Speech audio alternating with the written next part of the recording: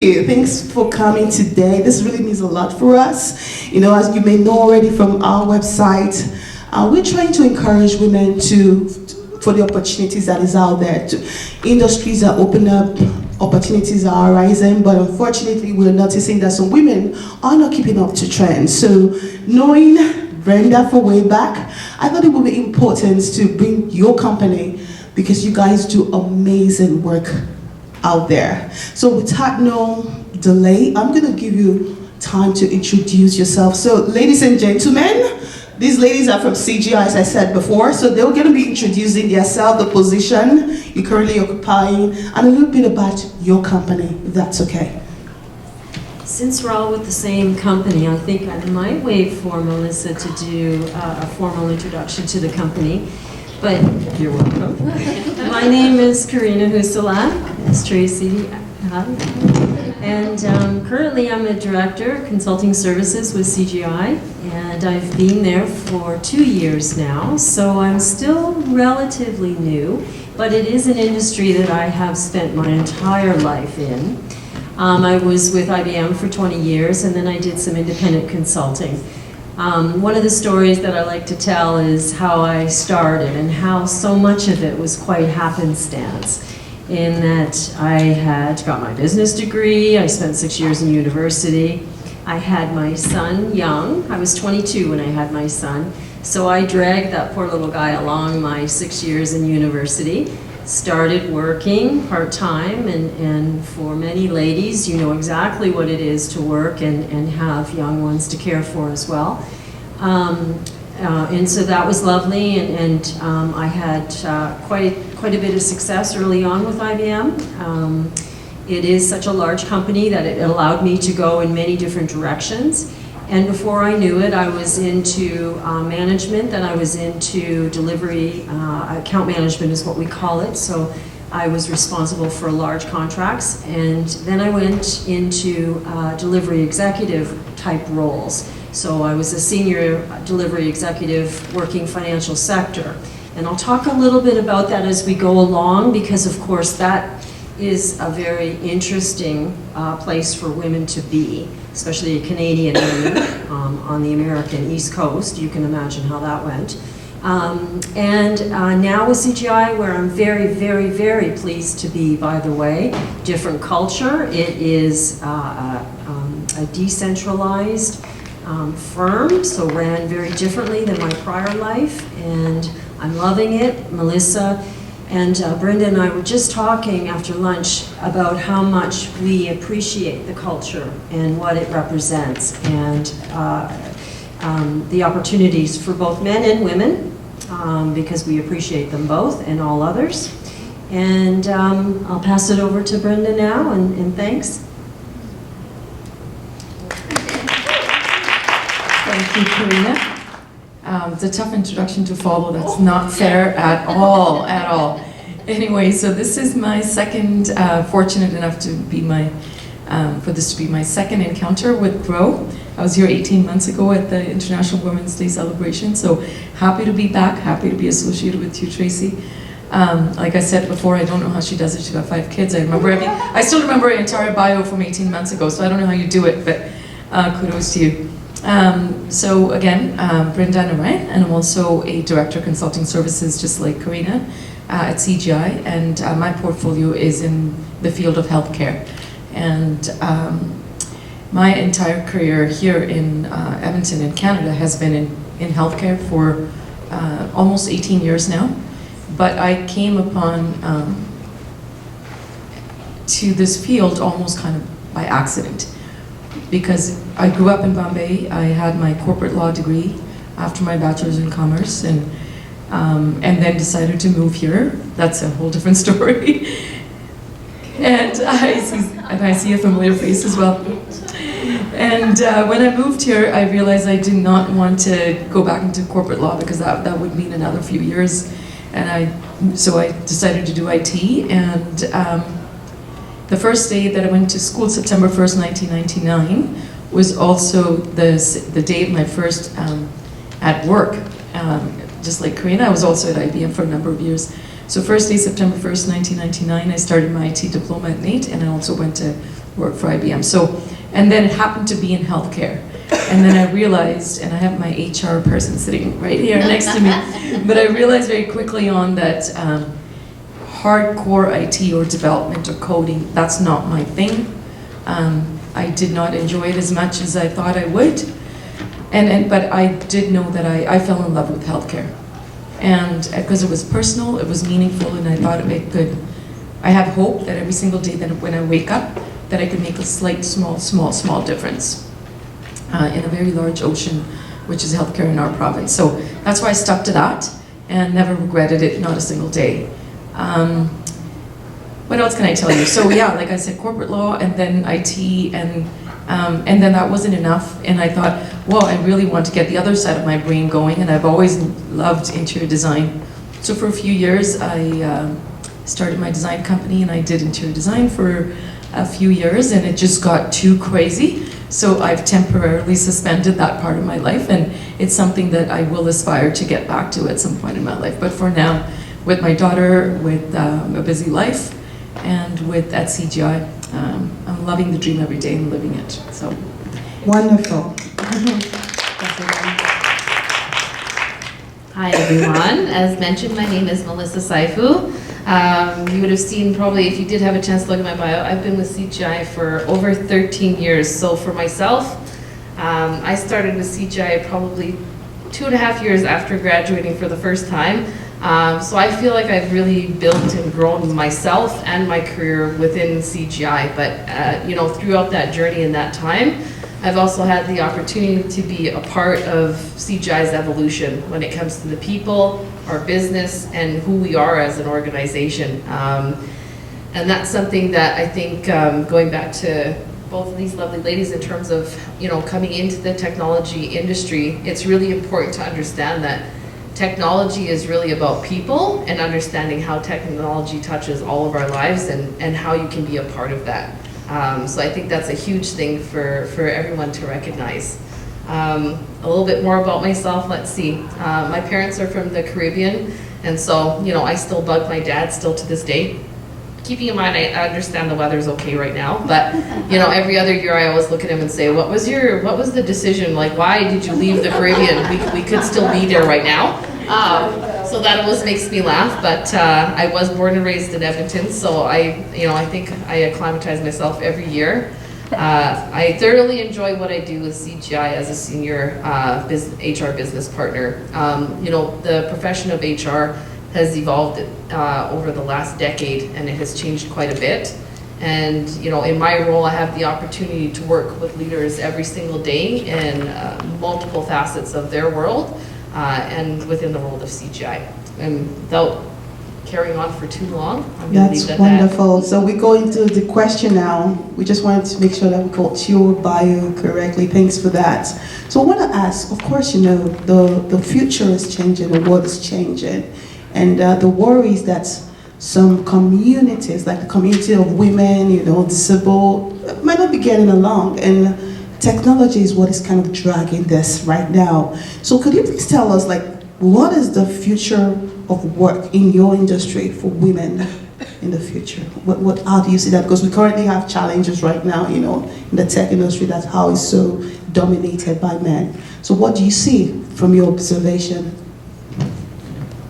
From my observations, I'm going to go back to the idea that the technology industry is so much more than coming from a technology background, including your own education and what you pursue at that time in your life. You know, in Canada, just overall, across industry, we see that there is a shortage of skilled workforce. So that also impacts or affects the technology industry. When I think about women within IT, though, and just IT overall, we have such a unique and diverse history in terms of where individuals have come from. And when I think about the future and how to grow as an industry, it's really about encouraging that passion and that understanding of what technology actually is and what we do in this industry. And we've got a lot of great examples of that within CGI. I'm happy to say within CGI Edmonton, just over 40% of our members are female. And again, they represent a vast array of backgrounds in terms of what they've done prior to joining CGI. Brenda? So I'll talk a little bit about where I see technology going and the opportunities that that we have or we could avail of in the future. And those, in fact, I have a talk coming up this week at the university for women in science, engineering, and research, which is part of the STEM program at the U of A. And so I was trying to wrap my head around what do you say to students, female students in tech fields. And I think the two things that I'm trying to focus on myself, but also helping others around me for the future think about is two things. One is building or understanding the art of emotional intelligence. Because I do think that in the future, the differentiator between someone, you know, if you were to have two people in the room equally technically capable, I do believe that even more so in the future than now, the difference between the person who's going to be likely to be air quote successful is the person that has self-awareness, and therefore self-awareness that leads to better connections with people. The art of connecting, the art of not having knee-jerk reactions to things. Everything that is, you know, emotional intelligence is a big, big topic, and I'm a big avid learner of that in that field. I read about it every single day, and I think that's going to even more. And I think as women, just as being mothers and friends and sisters and wives, we have to do this every day. Like it's part of our genetic makeup. And it's just kind of bringing that a little bit into the workplace and bringing that self-awareness, bringing that ability to connect, the empathy that we build, that we share with people, just bringing that. And I really, truly, firmly believe that that's going to help, whether you're a 21-year-old trying to get into the workplace or someone that's 50-year-old and trying to make vice president. Or you're trying to be an entrepreneur. It really doesn't make a difference, but I think that's going to be one thing. The other thing from the future, from technology, an area that we can all try to think more about is how do you get innovative? How do you get creative? How do you think outside the box? And there's no gender that stops people from thinking outside the box. So when I look at myself as a thinker, as a creative person, I think of myself as the person. And so let nothing come in the way of your mind opening up a little more. If it's in healthcare, I try to always think about, how can you change something in our healthcare just by thinking outside the box? And again, gender, orientation, like none of that matters when you're trying to be innovative and get into some creative thinking aspects, because our mind is under our control. Right? So, Thank you very much. It's very well done. I'm not sure, between the two of them, I could say much more, but I'll try. I'm going to start with, growing as and who you are as a person. If leadership is your choice, that is wonderful. Do get to know who you are intimately, and don't be afraid of what you see. I would advise that you pay very close attention to the weaknesses that you have, because those are the things that you either need to improve upon, obviously, work to either keep suppressed or keep in check, however you want to say it. Know why it happens. That's very important. So that's to add on to or complement what Brenda said about emotional intelligence. It does become more and more important as you grow into more of the I'll call them the higher ranking roles where you are influencing others. Know who you are, take the time to love who you are as a person and who you can lean on and trust. So in my case, when I first started in the industry, so let's see, it was 1993 when I entered into the IT world. I was one of 100 plus men, easy. I was raised by my father. It was easy for me in the fact that I understood men. And I was raised by a man. I was born in '66, so that's pretty unusual. I'm 53. But he hung in there and did his best. And from that, I think I had a natural connection with men. So I'm going to say, dare I say, and forgive me, but I think it was a little bit easier for me to understand a man's thinking. But make no mistake, there were times and intolerances that I just would not have any of. And it was more predominant in my younger years, when I was still insecure, and when men were definitely more dominating, and often women didn't have an opportunity to grow into leadership position. But the technology side, you just, you just found ways. I said this earlier to the ladies when we had a private moment. I can't believe that we're still talking about men and women. I can't believe that. I'm so disappointed by that in one way, but it is our world, so we have to be honest about it. We are still talking about men and women. And in no way do we, are we less than? So I'd like to just get over that whole thing and just move beyond that. And I hope I see it. I really do. Hope I see it and feel it. Amazing. You know what? That idea of really getting over it and not just talk about it, that is what we do at Grow. So it's all focusing on what should have been. We should start putting effort in really getting the skills that we need to assume those roles that we feel that are grossly underrepresented. Because I feel it's a lot of talking and not a lot of doing. Because, and I say, as I brought you here today to talk about the opportunity, I am seeing that it's open to everyone.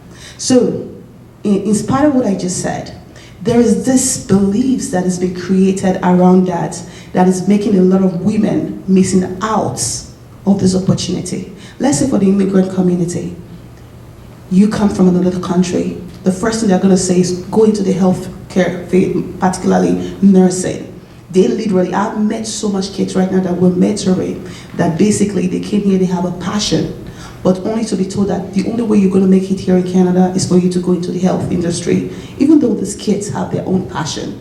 So how do you now kind of use your words to encourage them through the stories and your story experience to say, hey, there is opportunity in every industry? Or, I want you to target it towards the female, to say, come into the IT position, there's opportunity for you. If it's your passion, come for it. So how do you word that?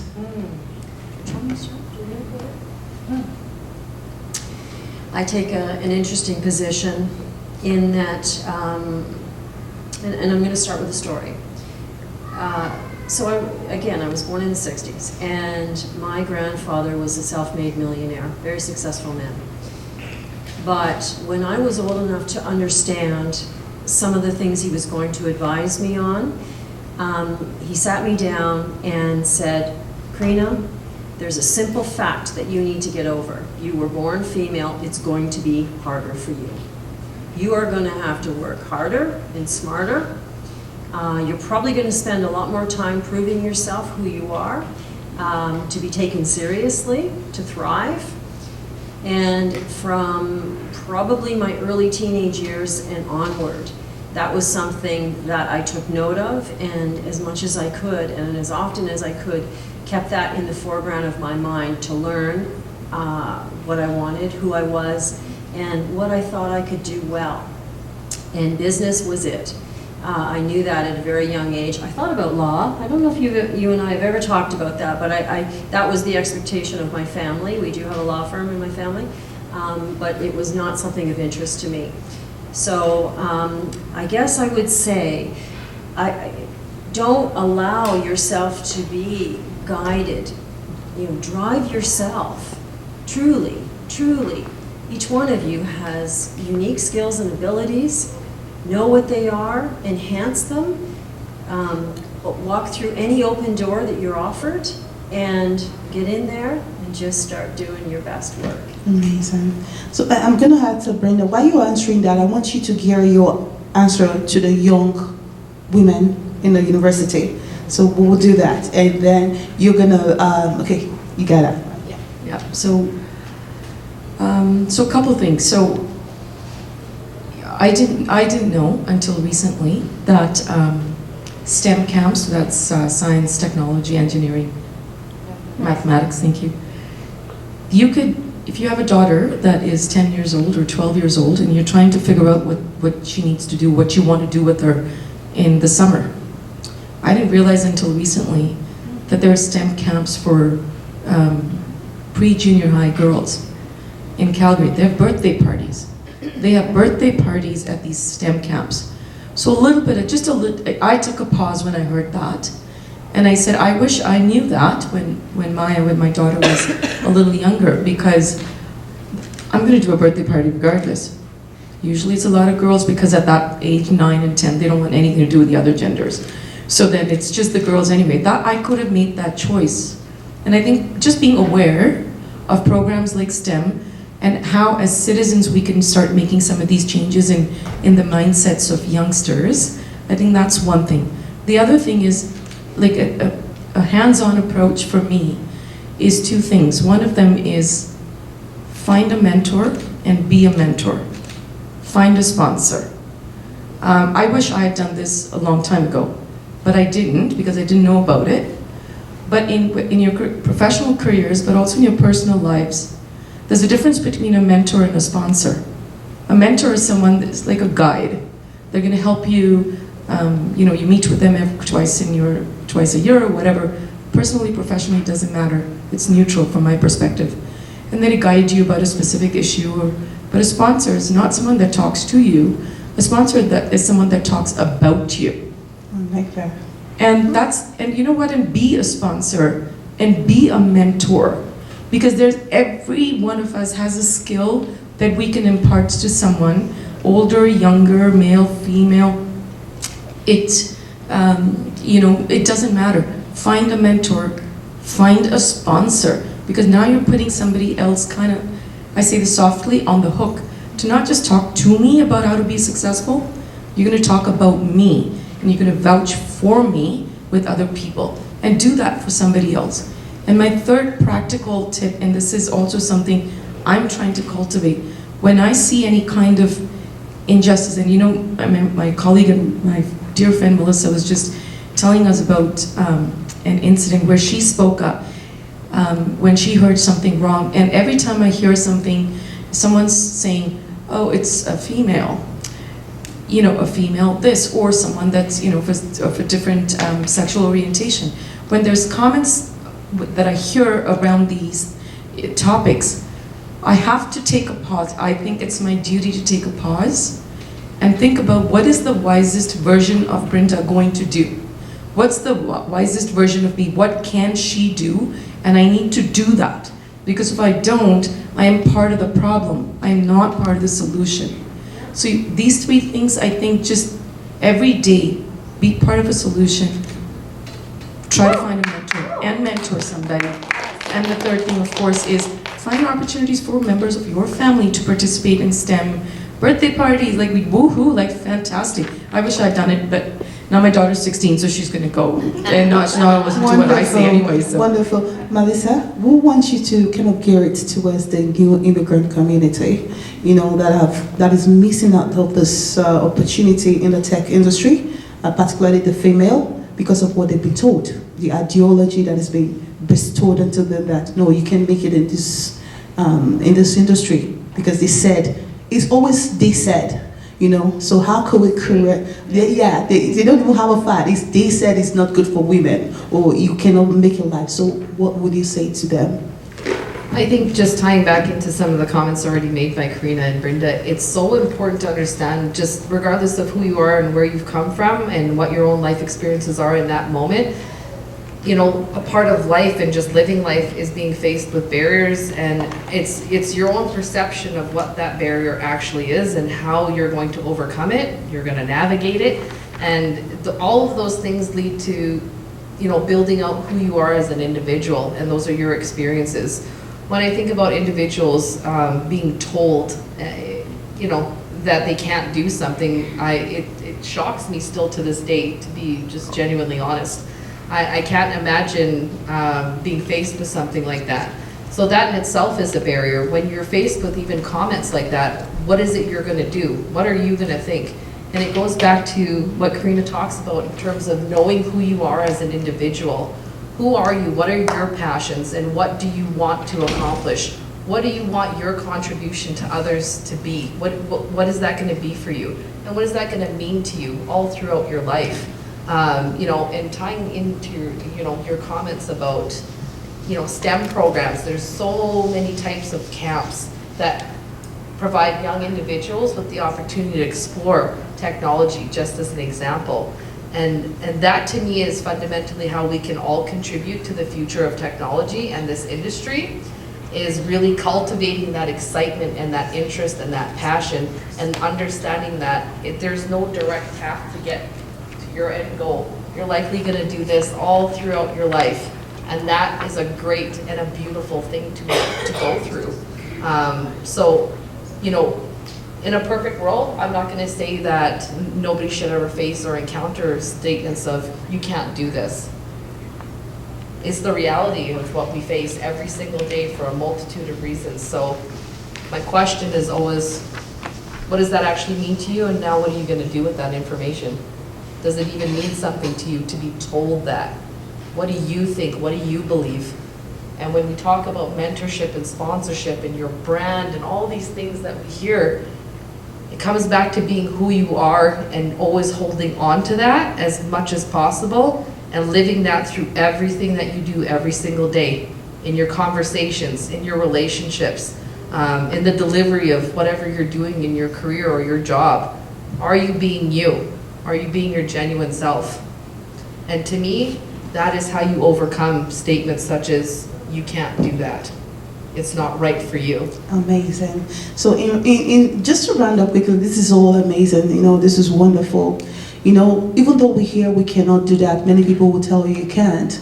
There's also this belief that women in general are also put on themselves to say, when it comes to leadership, I just can't do it.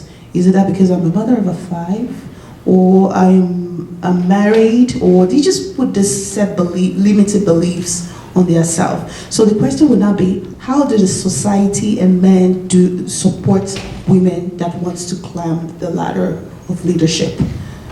So I think I've been very lucky, and we were just talking about this prior to coming in here. And I'm going to say, I guess that I do feel as though I've been lucky. I've had the opportunity to work with some very strong leaders in my career, and not just within CGI. And when I think about men that are in leadership roles, I'm lucky because those individuals really truly are genuine leaders. This is not, you know, when we think about people excelling in an organization and moving into different roles, there is no sense of gender. It has no place. And it's a real thing because it's not even a thought in their mind. So in my general opinion, just regardless of industry, and profession and all of those things, I focus on who individuals are as a leader, because there is a difference between managing and leading. Individuals that are really truly leaders, they look at you for who you are, and they can see where you're gonna go, and they will lead you from behind. And so this is something I'm very passionate about, and I'm so happy to be sitting here with the two of you. I was just saying to Brenda, you know, I absolutely adore the leadership team that I work with every single day, because I see this quality in every single one of them. And so for anybody, regardless of industry, when you're thinking about your career and where you want to be, you know, it comes back to trying to find those places. Where does this exist? Where do leaders exist in this world like that? And putting yourself near them to experience that, to grow with them, and to be inspired and led by them. I know that sounds really vague, but you know, a part of my role as a trusted advisor is to encourage that ongoing development for every single one of our leaders, so that we can really build an environment and a place that people can grow and that they really truly want to be there. They want to be there. They want to work with you. They want to excel in everything they're doing individually, but then also collectively as a group. It's such a powerful thing. that is wonderful. I can stay here and listen to you all as you know what, just to like round up now, because that's it. If you two of you can just look at the women out there and that is hoping to be like you some days, to kind of encourage them and say that they can do it, what will you say to those young women and women aspiring to be like you? We just maybe 2 seconds. I'd say get over the guilt. Ooh, I love that. Get over the guilt. Get over the You guilt. already are, by the way. Yeah, there's nothing to respite. You already are. Just get over the guilt. That's the single most advice. I struggled with it. I work with these girls, but I also consider them my friends, and so I was open with them. I struggled a lot. I was conflicted for the first 5 years of when Maya was born. I was an immigrant. I had lots of family, but even then, as a mother, as a new mom, and I just couldn't wrap my head around it. Growing up, I had a mother who I used to come home to every day, and that was my normal. And for me, it, like, what am I doing here? How can I not, be there for my child every single day? And then since then, worked out because of IT. I'll have to say it. I was allowed to work from home, so it worked out. But that guilt, oh man, am I being a good enough wife? Am I being a good enough, even at work? Like for the first 5 years of my life, so I'm going to take a second here, but I found myself apologizing. And I wonder now, I look back 10 years and I surpassed business expectations every year in my career. But why was I then going back and apologizing? I'm so thankful for you letting me work from home. And if there's ever a question, I never thought about, what the hell?